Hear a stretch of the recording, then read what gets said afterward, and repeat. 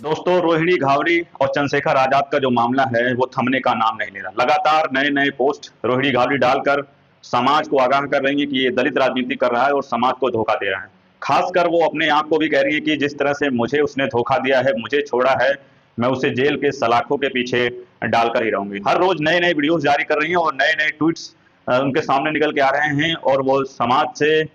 सरकार से न्याय की गुहार लगा रही है। यहाँ तक उन्होंने वीडियोस बनाकर प्रधानमंत्री नरेंद्र मोदी जी से भी न्याय की गुहार लगाई है। लेकिन ये साथियों देखना होगा कि क्या उनको न्याय मिलता है या फिर यूं ही ये सिलसिला चलता रहेगा। इसी के साथ में रोहिणी घावड़ी का ये एक पोस्ट जो सबको सदमे में डाल चुका है, वो साफ तौर पे अपने ट्विटर हैंडल पे ये लिखती हुई नजर आ रही है कि एक फोटो डालकर चंद्रशेखर आजाद और उनके एक फैमिली के साथ में फोटो डालकर वो कह रही है कि अगर ये फोटो पहले डालता तो शायद आज मैं इस हालत में नहीं होती। वो साफ तौर पे एक और ट्वीट जारी करके कहती हैं कि मैं जहर खाऊंगी, और जहर खाने की साफ तौर पे वजह वो चंद्रशेखर आजाद को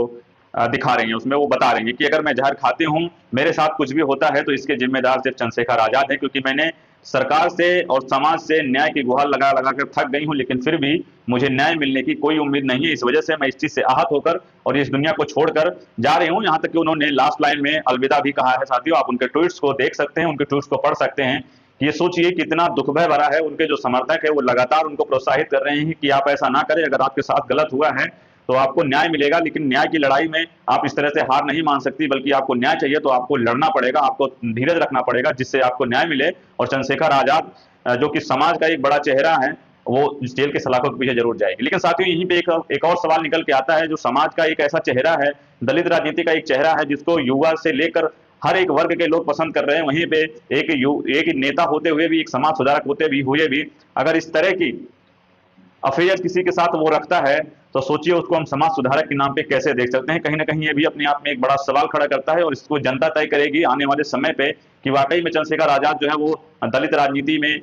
कितना सही है और कितना गलत है, ये तो समय आने पर ही पता लगेगा। लेकिन साथियों, जिस तरह से चंद्रशेखर आजाद को लेकर नए नए वीडियो कॉल्स की वीडियोस जो है वो जारी हो रही है, इससे तो साफ जाहिर होता है कि चंद्रशेखर आजाद कहीं ना कहीं उन्होंने रोहिणी घावड़ी के साथ में फेयर में थे कि जिस तरह से एक लड़की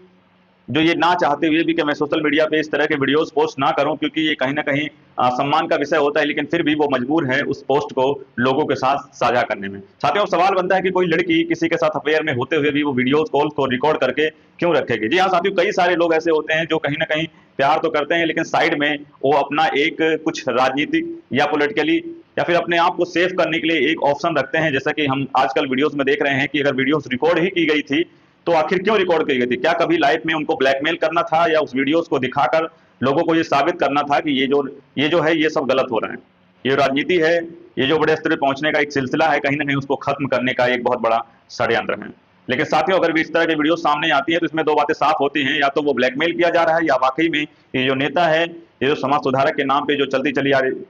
चली आ रही राजनीति है, इसमें कहीं ना कहीं एक बहुत बड़ा समाज के साथ में धोखा छुपा हुआ है। लेकिन साथियों, एक सवाल यहाँ पे ये भी उठता है कि शासन प्रशासन से न्याय की गुहार लगाने जाने के बाद भी एक लड़की की आवाज वो सुनी नहीं जा रही है। क्या साथियों, उस चीज का इंतजार हो रहा है कि जब लड़की जहर खा लेगी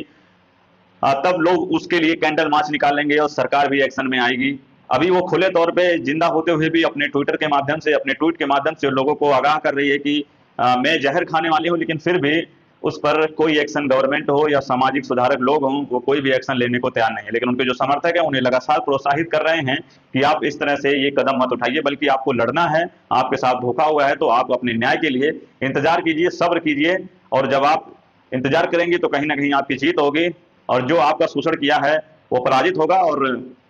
जेल में जरूर जाएगा। लेकिन वहीं पे एक बात और है कि जो चंद्रशेखर रावण आजाद के जो समर्थक है वो लगातार ये वीडियो बनाकर ये भी कह रहे हैं और ट्विटर के माध्यम से पोस्ट करके ये लिख रहे हैं कि ये चंद्रशेखर आजाद को जानबूझकर फंसाए जाने का कोशिश किया जा रहा है। साथियों, एक बात तो साफ है कि जब कोई दलित नेता आगे बढ़ने की कोशिश करता है तो उसके जीवन में बहुत सारी रुकावटें आती हैं। शायद रुकावटें इसी तरह से आती हैं क्योंकि बहुत सारे ऐसी लड़कियां हैं जो उनके पीछे पड़ती हैं और कहीं ना कहीं वीडियोस के माध्यम से कहीं ना कहीं गलत आरोप लगा के उनके बदनाम करने की कोशिश करते हैं। तो साथियों, इस वीडियोस में ये भी एक एंगल कहीं ना कहीं साफ दिख जाएगा आप लोगों को। ये जनता तय करेगी कि इस वीडियो में कितनी सच्चाई है और ये मामला चल रहा है ये कहां तक चलेगा और कब जाके ये थमेगा, और एंड मोमेंट पे आने के बाद इसका क्या फैसला गवर्नमेंट लेती है। तो इन सब सारी पोस्ट को देखने के बाद क्या लगता है आपको कि चंद्रशेखर आजाद कभी जेल के सलाखों के पीछे जाएंगे अपने कारनामे की वजह से, या फिर ये सिलसिला रोहिणी घावड़ी और चंद्रशेखर आजाद का लगातार चलता ही रहेगा सोशल मीडिया के माध्यम से? तो साथियों, आपने उनकी कई सारी वीडियोस देखी, कई सारी क्लिप्स देखी, और लगातार आप पोस्ट के माध्यम से, वीडियोस के माध्यम से इनका जो सिलसिला है, इनका जो मुद्दा है, वो लगातार सोशल मीडिया पे बढ़ रहा है और आप लगातार देख भी रहे हैं। इनको लेकर आप सबकी क्या प्रतिक्रिया है, आप हमें कमेंट सेक्शन में जरूर बताइएगा। साथियों, अगर इन्फॉर्मेटिव वीडियोस लगी हो तो एक लाइक कीजिए, चैनल पे पहली बार है तो चैनल को सब्सक्राइब कर लीजिए, क्योंकि इस तरह की जो जमीन से जुड़े हुए मुद्दे होते हैं और जिनको लगता है कि समाज में दिखाना जरूरी है, उसको लेकर हम हमेशा से आगे रहते हैं। तो मिलेंगे साथियों किसी और जमीन से जुड़े हुए मुद्दे को लेकर बात करते हुए, किसी और इन्फॉर्मेटिव वीडियोस के साथ में। तब तक देखते रहें इंडियन वीजा टीवी, मैं आपके साथ में विनय।